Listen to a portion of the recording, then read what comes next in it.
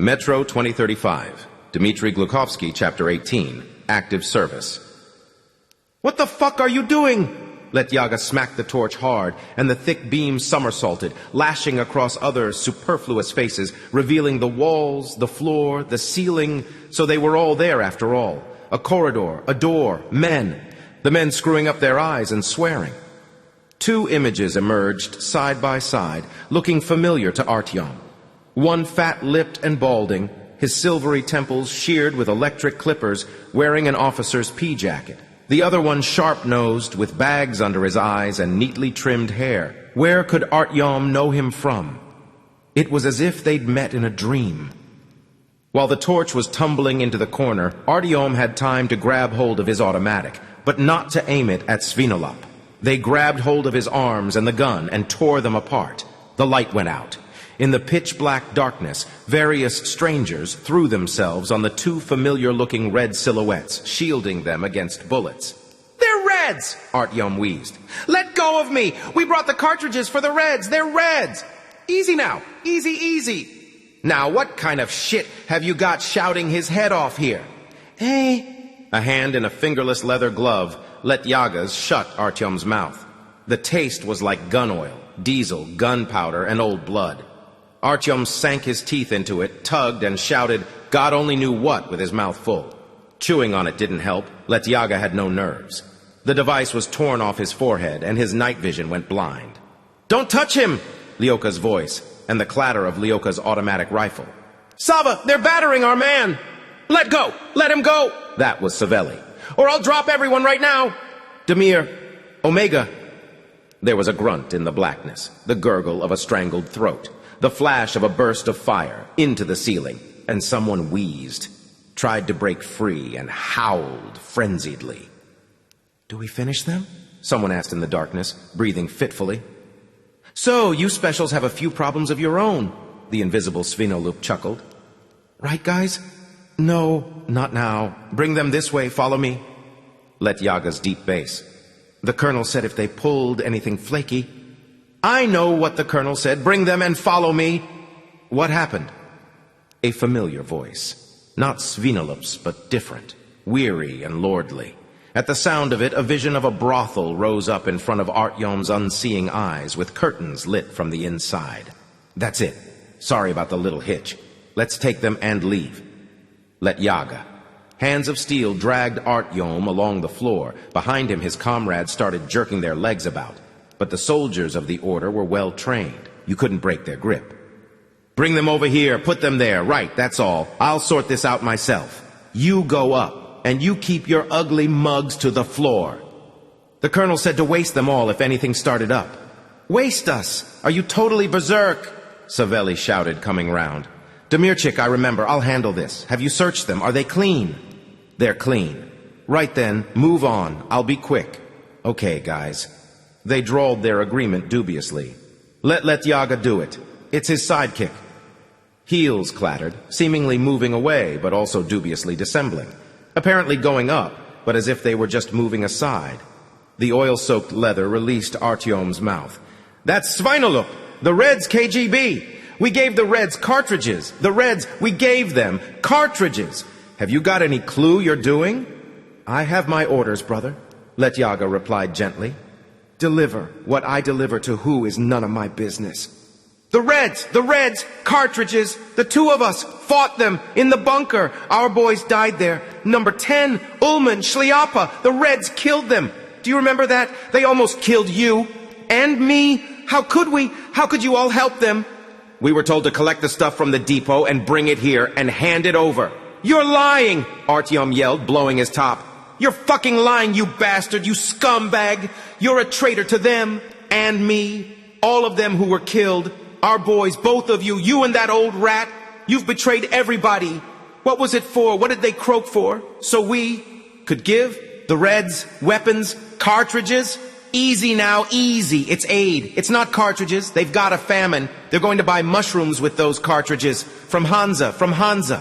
All of their own harvest has rotted." "I don't believe you, any of you."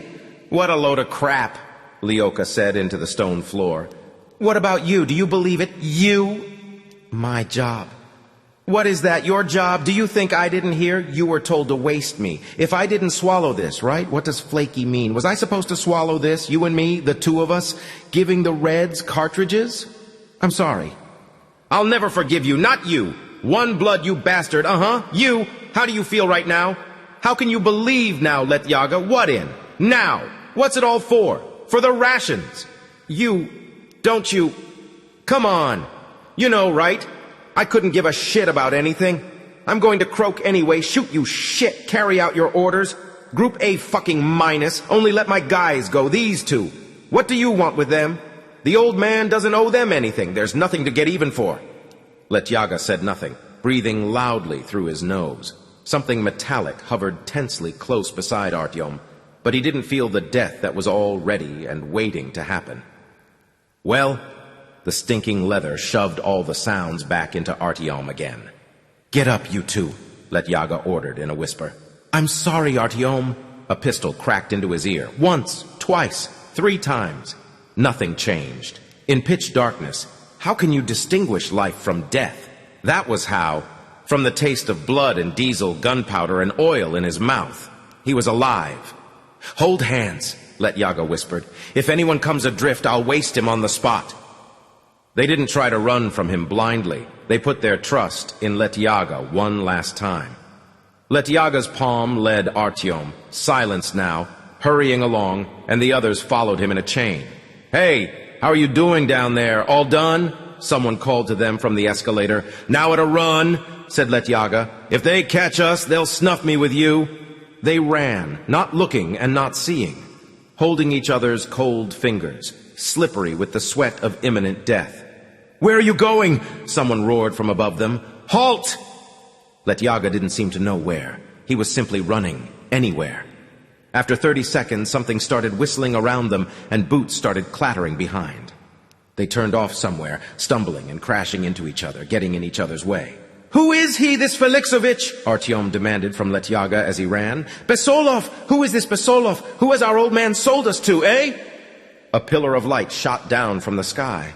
The 4 of them shied away from it like cockroaches. They poked their noses into a dead end and turned back. The running feet moved away, then started moving closer again. And again that indistinct, chesty droning oozed out of the cracks in the blackness. Like at the very beginning, when they were just coming down into Comsomol station. And again, mute bullets zipped past close by, bounced against the walls, and flew off at random, sparing them reluctantly. Besolov! Who is he? Artyom persisted. Who is he? You know, Letyaga, you know, tell me. Letyaga stopped, confused. Maybe because everywhere here was equally black, everywhere was equally far from warm red life, and there was no way to find any direction. Letyaga switched on his torch. There they are, that way, over there. They were standing by a welded grill. Letyaga took aim and shot off the padlock. 3 of them jerked the bars outwards, and they squeezed in and crawled away from death on all 4s. Maybe the others wouldn't bother to chase after them? Ooh! The groaning was growing louder as the choir warmed up. It blew into their faces like a wind from the pipe they were crawling along. Artyom's eardrums, heart, and spleen were already vibrating in tune with it, and the men behind were keeping up, trying to carry out their orders, tickling the back of his head with their torch beams, trying to choose a target. Letyaga came across something, some kind of iron cover. The droning on the other side of it was as loud as if the cover was screwed onto a pressure cooker on the stove and about to be blown off by an explosion of steam at any moment. He pressed down hard on the cover, no use. The rust had already put down roots, the salt had grafted the bolt to the frame. A bullet zipped through the air and bit the last one in line. Savali. Get against the wall! Letyaga stretched out his hand and turned his torch on their pursuers, dazzling them. Zap, zap, zap, he replied in lead, and Artyom thought he wounded someone. In the sealed-off pipe it was hard to miss, and from behind they replied generously in kind. Give me some fucking help with you? 2 of them stamped hard, then 3. The iron in their path hesitated and then slumped down. Savali caught another bullet and squealed, and they dragged his limp body after them through the hole that had burst open. They tumbled straight out of the ceiling of the tunnel into 1,000 screaming people. They fell on their heads and didn't get hurt. Now it was clear what the groaning was. Ford! Artyom had never seen so many people at once anywhere. It was an unusual tunnel, immensely wide, to take 2 sets of tracks at once, with right-angle vaults, and it was completely flooded with people for as far as the eye could see. There was a whole sea of people here, and the sea was raging. The 4 of them had fallen out about 50 meters from the station, and they started sculling through the living bodies in that direction, towards the light. They pulled Savalyu behind them, not looking to see where the bullets had hit him. Savalyu caught hold of Artyom's collar, pulled himself up from his low tank driver's height, and shouted into Artyom's ear in a whisper. Artyom shrugged it off. Come on, what is all this? You've still got years and years of life ahead of you. They couldn't just stop and stand still. The huge crowd was swaying, and it could crush them against the wall or trample them underfoot. And they had to keep going to get lost in the crush. Their pursuers could follow them out any second now. The bodies here were gaunt and exhausted, with the skin hanging loose on them. Forcing a way through them, they felt it. The fleshless bones snagged on them as they moved past, like the ribs of a kitchen grater, seeming to plane a little bit of something off each one of them, for themselves. It was the famine that had gathered them together and herded them here from all over the Red Line, Artyom realized. But why here? Mushrooms! It was strange that the people could even stay on their feet. There couldn't be any strength in those emaciated stick legs, but not all of them could stay up. Every now and then Artyom stumbled over something that had given in. His boots trod in something soft, stomachs maybe, and slithered off, something hard and round. But the living could no longer weep for anything except mushrooms. It was easy to guess the right direction. All the heads in the tunnel were turned the same way, and in between their roaring, the people quietly hummed the word Comsomol. They moved along with all the others and through them, towards Comsomol station, with just the backs of people's heads turned towards them, short-cropped or with hair hanging loose, shaved, gray or white, as if people here got by without faces. Artyom looked back and saw one black figure in an order balaclava dive out of the ceiling like a little toy soldier, followed by another one.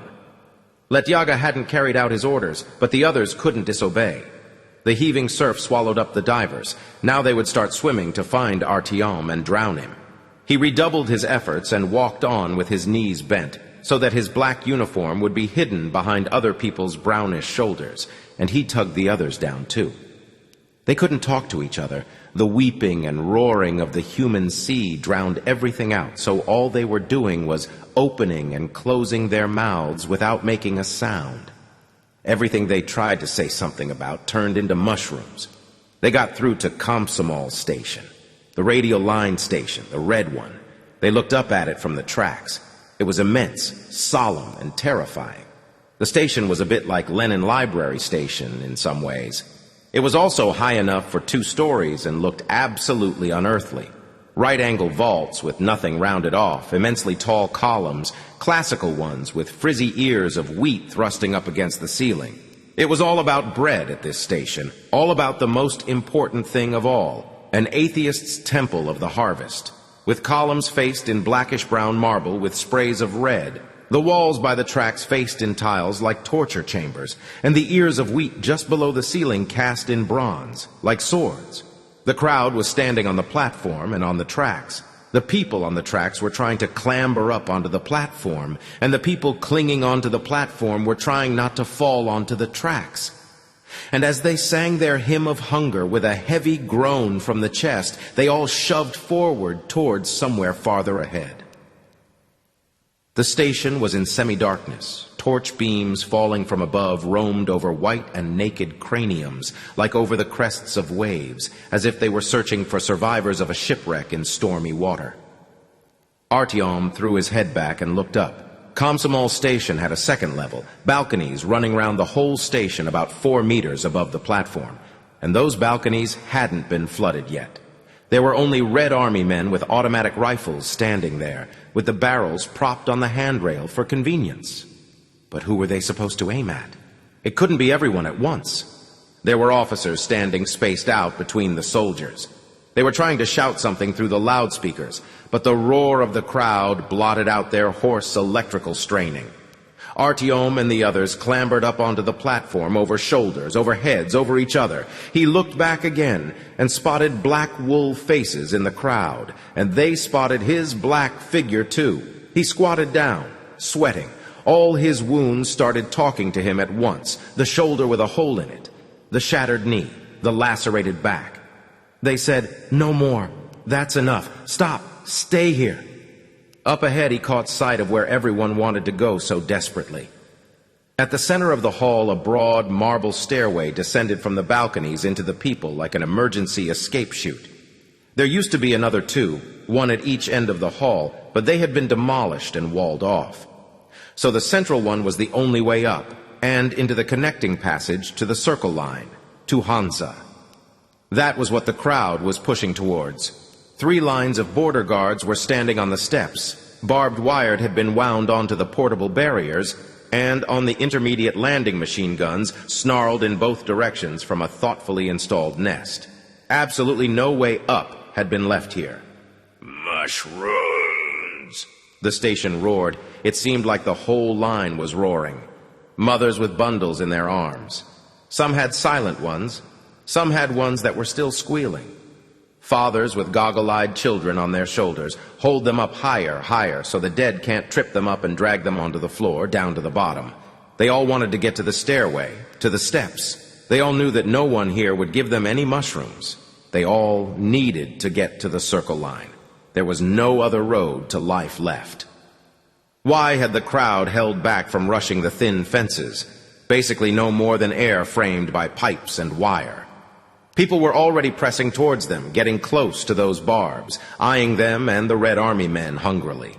The Red Army men brandished their rifle butts at the hungry people, but the red line hadn't been crossed yet from either side. How had such a huge horde of people gathered at Comsomol station? Had anyone tried to stop them leaving their own stations farther along the line? And what had happened to whoever had tried?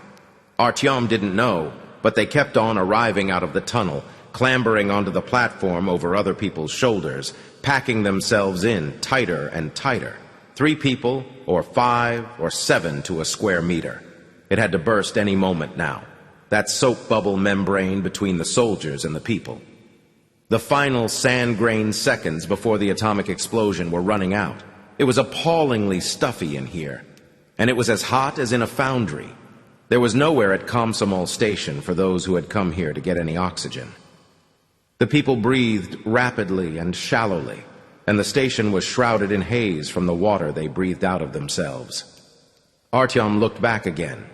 Where were the black faces in the crowd? And he glimpsed them, closer now, as if they could sense where to look for him and nothing could put them off the trail. But something was happening up under the ceiling. All those people, thousands of them, took each other's example and started turning their faces upwards. A resolute convoy was striding rapidly along the balcony, led by a surging, tank-like figure, Svinolup. It was eerily reminiscent of the service that a priest and his assistants, who were invited in from somewhere, had once held at exhibition during the Dark One's time. The armed escorts were carrying something. Stopping beside each of the snipers at the balustrade, Svinolup conferred some of it on them. Artyom's faltering heart sank like a stone as he realized what they were being blessed with up there. The very cartridges that he and Letyaga had brought an hour earlier. So there it was, the cure for famine. "There's your aid." Artyom grabbed Letyaga by the shoulder and jabbed his finger upwards. "Up there, that's yours." When he'd gone round all the marksmen, pepping up each one, Svinolup walked down to the sandbag nest on the landing between the stories. His retinue started feeding the machine gun crews with cartridges. The major whispered something in the ears of the crew's commanding officers and slapped them on the shoulder.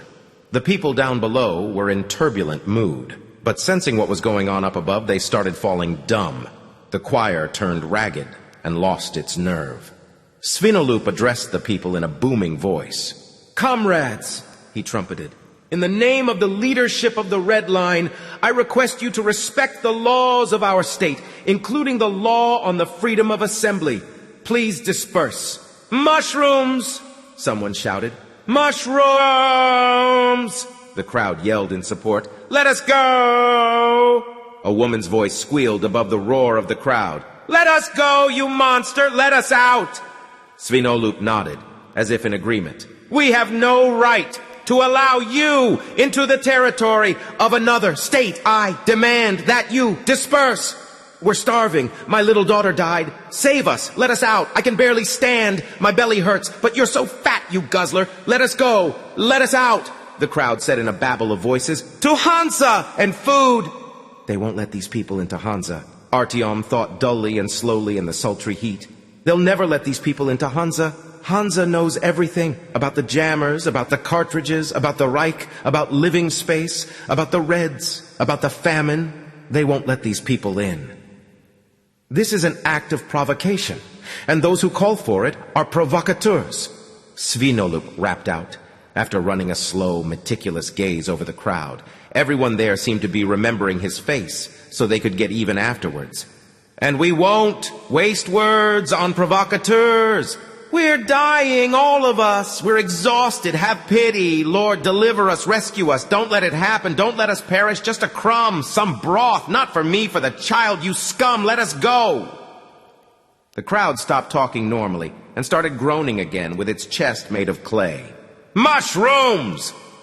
The people at the back moved closer to the footbridge, the stairway, and Svinolup, and they squeezed the people at the front.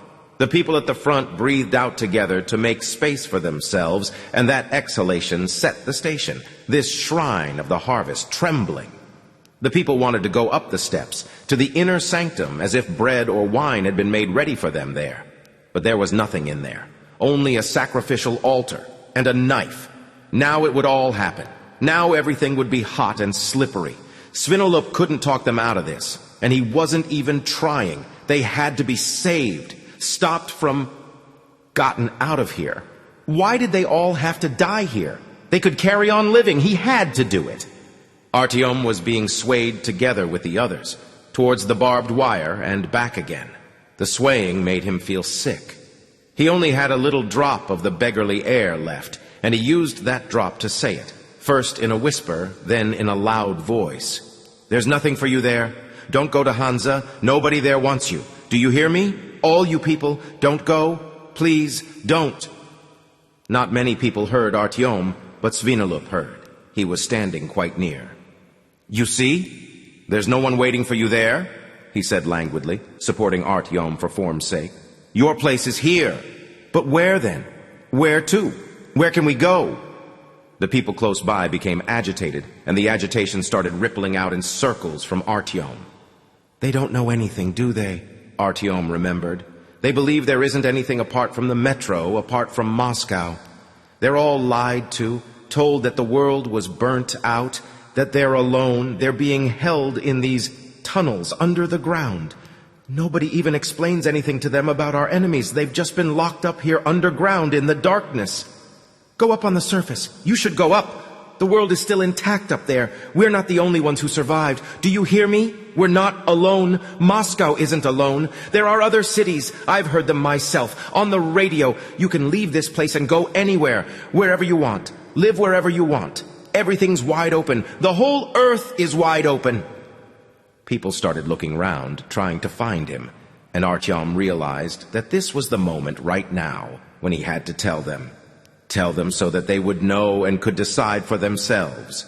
Someone lent their arms to support him. Someone lent him their back, and he started climbing up them to stand on other people's shoulders so that he could be heard. You've been deceived. They're all still up there. Petersburg, Ekaterinburg, Vladivostok. It's still there, all of it. We're the only ones down here in the pig shit. We slurp it down, we breathe it, the sun's up there, but we guzzle pills instead. They keep us here, in the darkness, in this stifling air. They keep us here, they shoot us, they hang us, and we strangle and butcher each other. But what for? For someone else's ideas? For these stations? For these tunnels? For mushrooms? Mushrooms! The crowd echoed.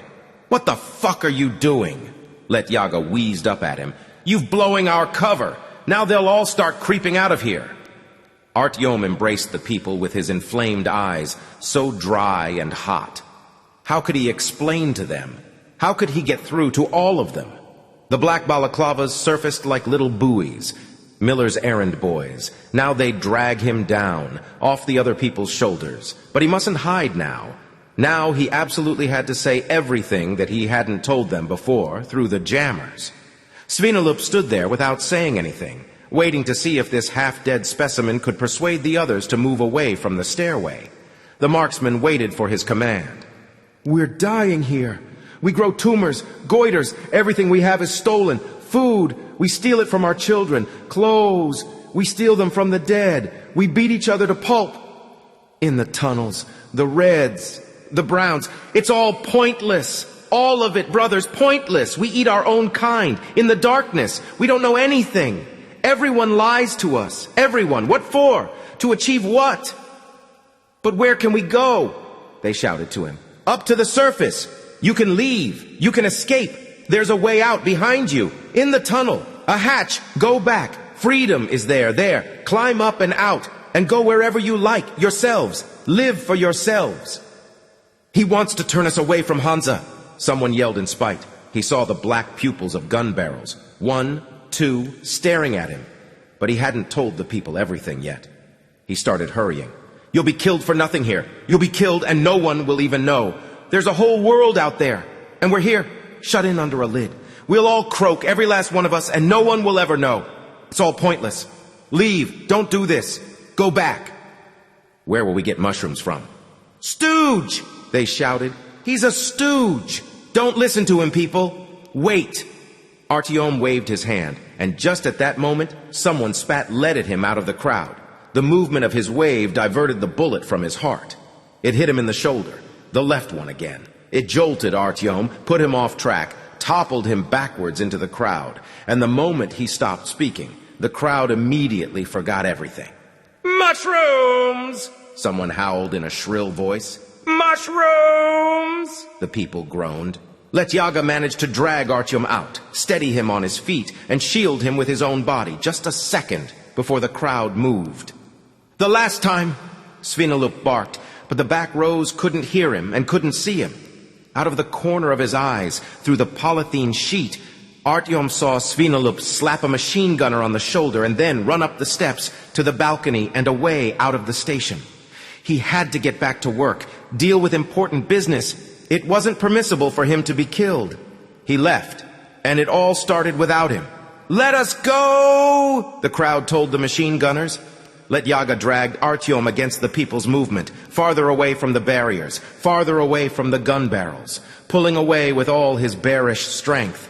But the current dragged them back, to impale them on the barbed wire and the bullets that were almost ripe. "Fire!" a machine gun thundered, fanning the humming bursts out, and mowed down the first row. Mowed it down with Artyom's bullets. "Have mercy!" someone squealed. "Lord, have mercy!" "Have mercy on us, Lord," groaned someone else, a woman. "We'll die here. Have mercy. Up there, go! Up onto the surface! You don't have to die. Go up to freedom!" Artyom shouted to them, but he was drowned in the call that had spread instantly like electricity. "Have mercy!" And with that lamentation, all the thousands upon thousands advanced against the barriers, against the machine gun. "Have mercy, Lord." They hadn't been taught how, so each of them spoke those 3 words to their own music. The sinister chorus was weird and unearthly.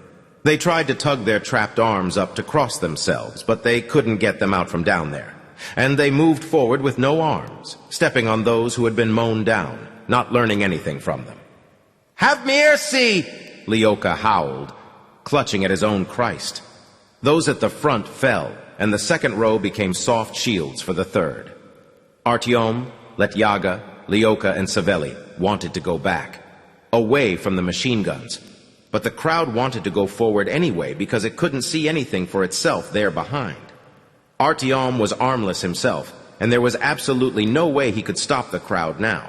The automatic rifles up above began howling down onto the heads, and people started going limp here and there. But in the crush, they couldn't fall anymore, and remained standing on their feet, even after they had died. No one here was afraid of death. Maybe they even wanted to be slaughtered, in order to do something at last with lives that they were sick and tired of, and be at peace. They simply chanted, "Have mercy," and carried on walking towards the stairway that led upwards, as they understood up, and towards the bullets. While the magazine of the machine gun was being changed, mere seconds, 100 hands grabbed the barrier and dismembered it. A moment later they had gouged out the machine gunner's eyes, torn the commanding officer of the detail to pieces, and strangled all the others. And then they started creeping upwards, the living and the dead together, like lava out of a volcano. They didn't even take the drowned men's weapons. They had no time for that. The gunmen flew down from the stairway and the balustrade in silent consent. Artyom was walking back, towards the tunnel, towards the hatchway. But even so, he went up the stairs to the balconies with everyone else. He was carried towards the connecting passage to Hansa. The Red Army men over whom the people hadn't flooded yet started retreating, already begging the crowd for forgiveness. But they shouted too quietly, so they were killed anyway. Savalis slipped away and sank, and he never surfaced again. And hundreds out of those thousands, or perhaps even thousands of those thousands, also disappeared. Someone tugged on Artyom's sleeve. He looked back and saw a woman, gaunt with bluish-gray skin. Young man, I can't do it. They'll crush my son," she shouted to him. "They'll crush him. Hold him. Lift him up. They'll crush him. I can't do it." He looked down and saw a boy about 6 years old, with light blonde hair and a smear of bloody snot under his nose. And he managed to jerk the boy up to himself just in time. "Okay, where do I take him? Who are you? What's your name?" "Kolya. And mine's Artyom." At first, Kolya put his arms around Artyom's neck so that he wouldn't slip off, but he was being crushed. He managed to change his grip and scramble up onto Artyom's neck. Kolya's mother took hold of his hand. She held it for a while, then let go. Artyom twitched fretfully. Where was she? She was standing there, caught in the vice grip of the crowd. She couldn't fall, but her head was dangling down, shot through. "That way! That way!" little Kolya shouted from Artyom's shoulders. He hadn't noticed yet that his mother had been killed. Letyaga walked at the front, massive and indomitable. Artyom and Kolya followed him. Lyoka had latched onto his crucifix and was clinging to it like the broken mast of a ship, praying with the only 3 words he knew as he sculled along. Somehow they managed to stick together, and they were swept along like that as far as the Hansa border. "Mama, Mama, where are you?" the little boy called, remembering about her. But there wasn't anyone now where he had left her. All the Reds had been swept aside and trampled to death. Flags appeared out of the darkness of the passages, a brown circle on a white ground. "Up!" Artyom pleaded with the people. "Not this way, go up!" "Mama! Ma!" The boy tried to climb down and jump into the grindstones to drag his mama out himself, but Artyom caught him. He would have been trampled down in a second. The thought came to Artyom that he couldn't abandon this boy now. He had to take him as his own, take him and keep him for as long as his own life lasted. But how could he raise him? Suddenly he pictured himself back with Anya, and they had this kid he was clutching by the ankle. And they all lived together, in Polis, at exhibition. He suddenly wanted to go there, into that life, to take a look, just for a minute. The searchlights above the fortifications lit up and tried to blind the people. But even blinded, the people knew which way to go. "Mushrooms! This is a state border!" someone shouted to them. "The Federation of Stations, of the Circle Line, will open fire and shoot to kill! Have mercy!" And that was all. They had all survived in vain back there on the steps. Artyom took the boy down off his shoulders and into his arms, so that the bullets wouldn't pick him off above all the heads. The boy tried to break free, and Artyom thought, "Damn, what a responsibility. Now I have to drag him around with me everywhere." But Sukhoi. How had Sukhoi taken Artyom, just taken him and dragged him around all his life exactly like that, someone he had picked up by chance? He was able to do it. But what about Artyom? Could he do it? Rat-tat-tat-tat-tat-tat-tat-tat. The guns chattered. The ones at the front, the bravest, came crashing down. The ones behind them, desperate people, fell. But others kept jostling from behind. The third row, the fourth row, the 100th, the 200th. Artyom turned his back to the front to shield Kolya. "Mama," said Kolya. "Hush," Artyom told him. They walked past a dead man in a black balaclava who had lost his way.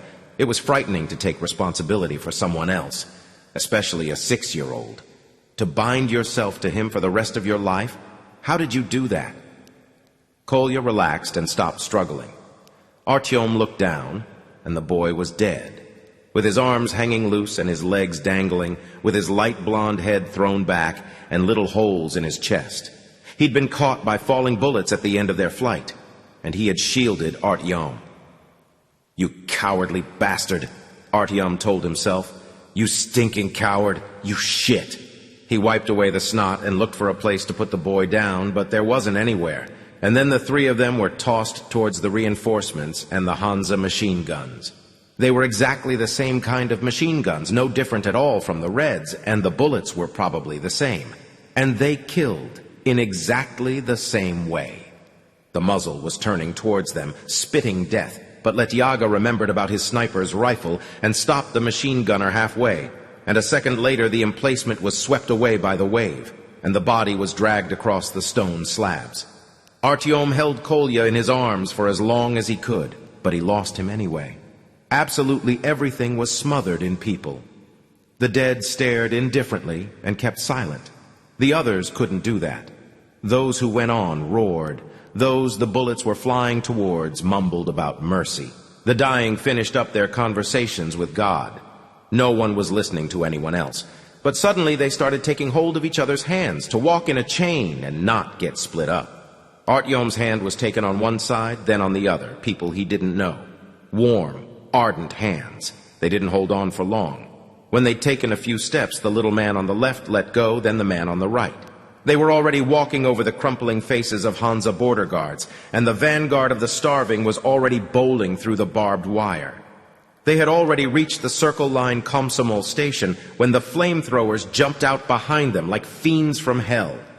Artyom and Letyaga and other people were swept out into a huge, stately hall, a ceiling covered with happy mosaics, chandeliers giving undeserved light, caressing and divine, well-washed little people screeching and recoiling from the invasion, and the defectors, the intruders, like rats, like cockroaches, hurrying and scurrying to get out of this palace and out of sight, into the tunnels, into the burrows, to scatter before they were all caught. Behind them in the passages, the flamethrowers started roaring. The first people who were burned howled, and a smell of roasted flesh and burnt hair spread through the air. But Artyom and Letyaga and Lyoka ran, with their arms round each other, into the blackness of a tunnel, without looking back to see what they had left behind them. Someone shouted in the tunnel behind them, ordering them to stop. Hansa security guards who had rushed to the scene were already arresting people and dragging them back home to the Red Line. These fugitives weren't wanted here. The three of them didn't talk to each other. There wasn't enough air for talking. Before the exit to Kursk station, there happened to be a connecting passage between tunnels, and after wounding the guards, they managed to get out through it onto another line, the Arbat-Pokrovsk Blue Line. Letyaga remembered about a ventilation shaft there. They scrambled out among the courtyards of dilapidated detached brick houses, between the flaking gold of church domes and the flaking gold above smashed shop windows. They sat down to take a breather, deafened by all the shouting and screaming. Letyaga didn't say anything. Lyoka batted his eyelids in confusion. Artyom puked. They had a smoke. "How do you feel about it now?" Artyom asked Letyaga. "Got the idea." Letyaga shrugged his bearish shoulders. "They killed the kid. I was holding him. I saw. He killed them with our cartridges," Artyom told him. "Svinolup, that scumbag, the major, with your cartridges. He must have run out of his own. They were waiting for us, and he just left, alive. All those corpses were left back there. But he's alive, and he'll go on living. I was following orders." He was following orders, too. It's pretty certain he didn't think it all up himself. All of them there were following orders. "Why the hell are you comparing me with him?" "It would be great if we could kill someone, too," said Lyoka. "The one who did think all this up. That fucking twat. So there'd be no more orders like this. I was sure he'd croaked. I put 2 bullets into him. I should have shot him in the forehead. Artyom's left arm had gone numb and his shoulder was soaking wet, but he wasn't allowed to think about his shoulder right now. What's the point of taking out a major? Lyokha objected. They wear shitloads of majors. Take out a major and you onway make a captain happy. You have to take out the field marshals straight off. What if I had finished him back there? What would have changed? They would have charged the machine guns anyway. I told them. They don't understand anything. I told them they could leave that place, go up on top. They don't hear anything. None of them. Even the ones who are going to croak any moment. It's easier for them to storm a machine gun than go up there. What can you do? Letyaga snorted bloody snot into his hand and started absent-mindedly wiping it on his trousers. He rubbed his forehead. Fuck them, you can't change their direction. They're like a herd of animals. Where can I go? He asked. This is desertion. There isn't anywhere to go. Artyom looked at him for a moment. The fireproof man. He didn't burn because there was nothing there to burn. If only Artyom could be like that. His ears were gradually uncorking themselves. His stretched eardrums were shrinking back. And then, from down below, out of the crevices, sewer manholes and drainage gratings, through the ventilation system from all sides, sounds started welling up from under the ground. Weeping and howling. Weak, muffled by the heavy Moscow clay reflected off numerous bends and fractured pipes. An echo. The people couldn't escape. Only their voices could. It was like a birth. Moscow was like a woman who had already died. But the children in her petrifying womb were still alive. And they wanted to be born, and they were crying there inside. But Moscow didn't let anyone else out. She pressed her concrete cunt shut and squeezed all her children to death, and after their torment they fell silent and were never born. And their smokes ran out. It was night. Moscow had been dunked into this night as if it was a bucket of dirty water to wash all the blood off it. When the murky night ended, there would be a murky day, and on that day no one would find out what had happened on the day before. Everything would be washed out in the night. Who would find out about the black tunnel where some people had flailed at others with pickaxes? No one. Who would find out about the jammers? No one.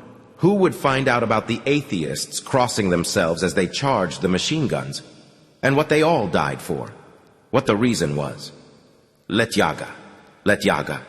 Do these enemies exist? The West? America? Are they real? Do they exist at all? Tell me honestly. Letyaga squinted at him, but in the darkness it seemed as if his eyes had evened out and were looking straight and true. They must. What the fuck do we need enemies for? Lyokha asked. We get along just fine without them. If they wanted to, they'd zap us anyway, just to make sure. The coup de grace. If they were seriously afraid of us. Have you ever thought about that?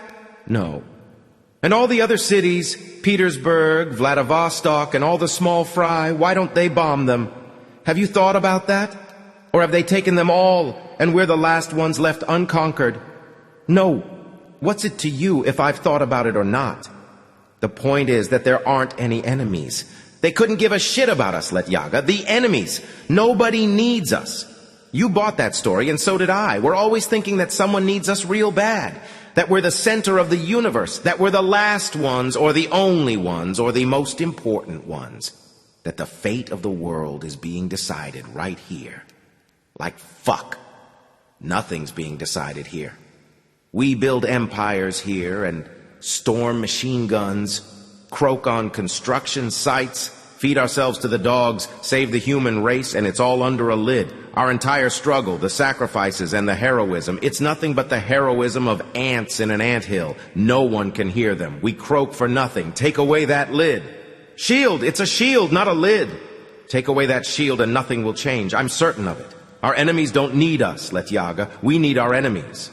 I'm certain, Letyaga said painfully and fiercely. I'm certain the old man is telling the truth. Then he's a stupid fuck, Artyom replied just as fiercely. He's a stupid fuck, and you've been head fucked, and I'm a stupid fuck too, for swallowing that story back at Balashikha, and now it's too late. There's nothing else I can do. That was the moment. We should have smashed all those jammers to hell, flattened them all, and then seen what happened. Right, Savelli? White, Lyokha replied for the trampled Savelli. It wouldn't have achieved anything, Letyaga spat out. There are lots of those jammers planted all around Moscow, and people wouldn't have believed you anyway. Because you've all been head-fucking them for 20 years. How can they believe it? It's not their fault, is it? I never head-fucked anyone. Uh-huh. You cull everyone who doesn't fit into your story. That's with enemies. I'm defending the homeland against enemies. And if I hadn't yanked you out of Balashika, you bullshitter, the Hansa troops would have put you in the ground right there before you even knew what hit you. It wasn't you who yanked me out. It was the old man. And not because he felt sorry for me, but in order to save his shitty equipment. That's all. He told you to whack me? Me. Think about it. Who am I to him? His son-in-law, his daughter's husband, but he still sentenced me to death. But I didn't whack you. Well, thanks a fucking bunch. You're welcome. And what reason is there to kill me? Because I know about the jammers? Because I know how they mess with people's heads? Or what? If I happen to object when he gives the Reds cartridges, 20,000 cartridges, 20,000. You were treated to a good helping yourself today. It's time to stop being such a dumb fuck.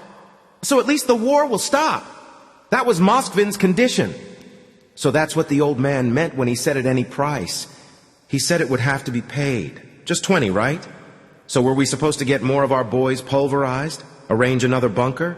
Artyom turned away. Was that Moskvin there? I recognized him. Moskvin and the other one was Besilov. Who is Besilov in Hansa? Some kind of big shot. I can't fucking tell them apart.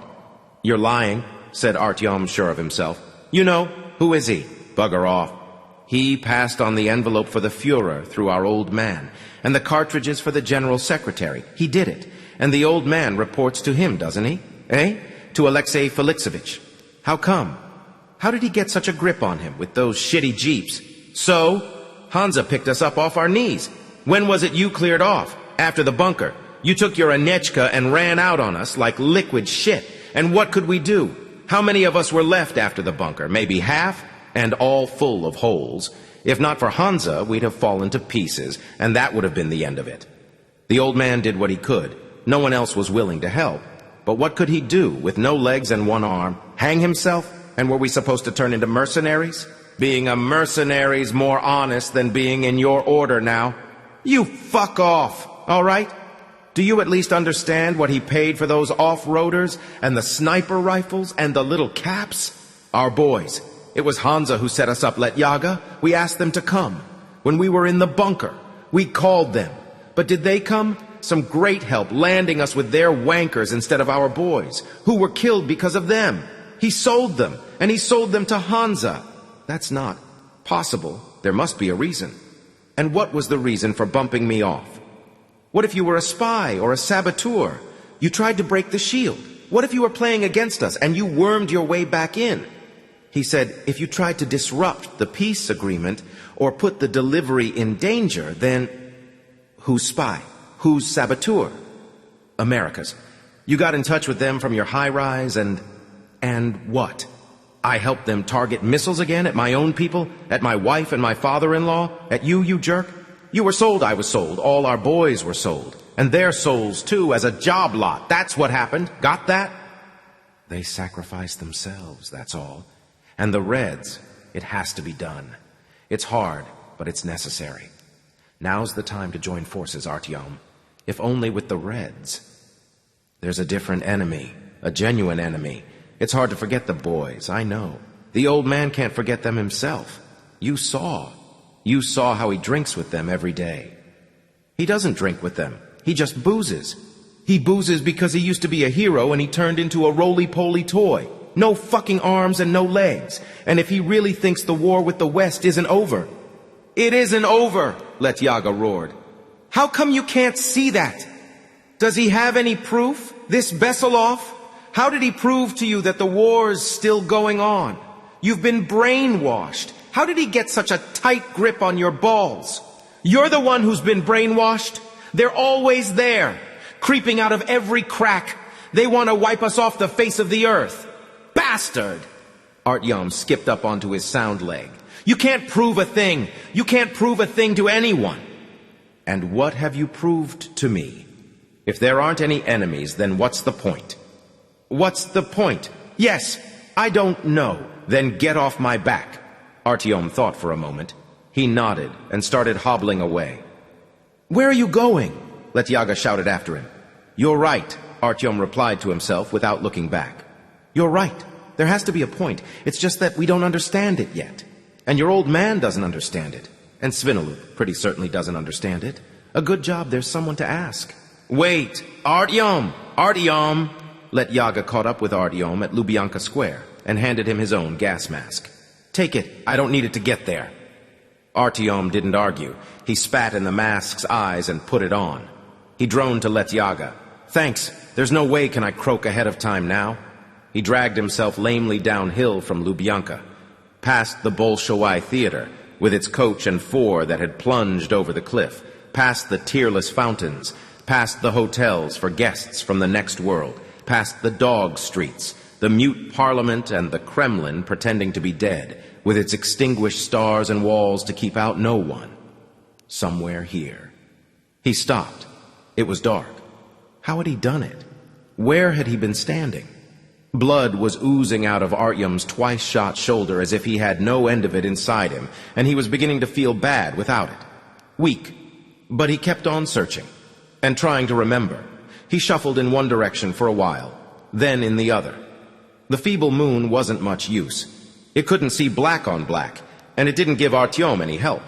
He went down on all fours and crawled, fumbling at the rough asphalt with his hands. He fished out a shoe once, and another time a door handle that had been dropped in the middle of the roadway. Lyoka and Letyaga walked up. What are you looking for? The answer, Artyom joked, and laughed hoarsely into his own rubber ears. And then it turned up. It winked to Artyom in the moonlight from a slight parting in the curtains of cloud.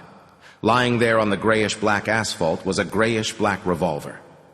Svinaluk's execution nagant. Artyom picked it up. A heavy, blunt, baleful weapon. Exactly what Artyom needed right now, what he had come here for. It turned out that nothing in this business could be understood without it. This blued-finished gun was the very one he needed to stick down Veselov's throat. He could breathe through it for a while and explain to Artyom why people had to stay in the metro. Is that all? Lyoka asked him. No, there's more. Artyom looked at him. Now we go to the brothel.